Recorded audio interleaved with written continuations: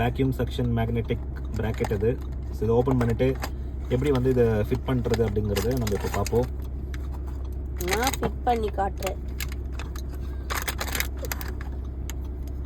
இது வந்து சர்ஃபேஸில் ஒட்டுறது. ஸோ எங்கே வந்து நீங்கள் இதை ஃபிக்ஸ் பண்ணணுமோ அங்கே வந்து இதை ஒட்டிடணும். இங்கே கூட இப்படி ஒட்டிக்கலாம். ஸோ இது வந்து டபுள் சைட் டேப்பு. இதை ரிமூவ் பண்ணிவிட்டு ஒட்டிட்டு அதுக்கப்புறம் வந்து என்ன பண்ணணுன்னா இதை வந்து இதோட வந்து அட்டாச் பண்ணிக்கலாம். அண்ட் செகண்ட் ஆப்ஷன் என்ன அப்படின்னா, இதை வந்து நீங்கள் கிளாஸ்லேயோ இல்லை ஸ்மூத் சர்ஃபேஸில் வந்து ஃபிட் பண்ணுறீங்க அப்படின்னா அது தேவையில்லை, அது தேவைப்படாது. இந்த பிளேட் வந்து தேவைப்படாது. நம்ம இப்போ எப்படி ஒட்டுறதுன்னு பார்ப்போம். ஜஸ்ட் வந்து நல்லா டைட்டாக ப்ரெஸ் பண்ணிவிட்டு அதை டைட்டன் பண்ணுற டைரெக்ஷனில் அதை ரொட்டேட் பண்ணணும். டைட் போட்டிருக்கா, அதை ரொட்டேட் பண்ணு. அவ்வளோதான். ரொட்டேட் பண்ணால் டைட்டன் ஆயிரும். அவ்வளோதான், முடிஞ்சு.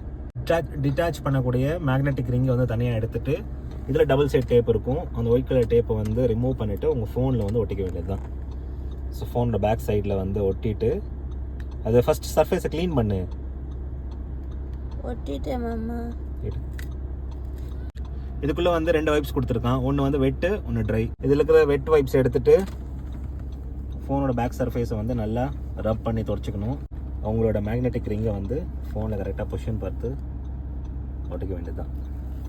நல்லா ப்ரெஸ் பண்ணி விடு. நல்லா ப்ரெஸ் பண்ணிக்கோ, ஈவனாக ப்ரெஸ் பண்ணி. இதை வந்து ஜஸ்ட் அப்படியே வந்து மேக்னெட்டிக் ரிங்கை இதோட அட்டாச் பண்ணுற வேண்டியது தான். ஓகே, அதான் முடிஞ்சு. ஸோ இதை வந்து எந்த டைரெக்ஷனில் வேணாலும் திருப்பிக்கலாம். So either portrait or landscape எந்த டைரெக்ஷனில் வேணாலும் வச்சுக்கலாம். So it's easy to use. So எந்த அளவுக்கு வந்து ஸ்ட்ராங்காக இருக்குன்றதை வந்து நான் ட்ரைவ் பண்ணிவிட்டு சொல்கிறேன். ஓகே, என் ஃபோனு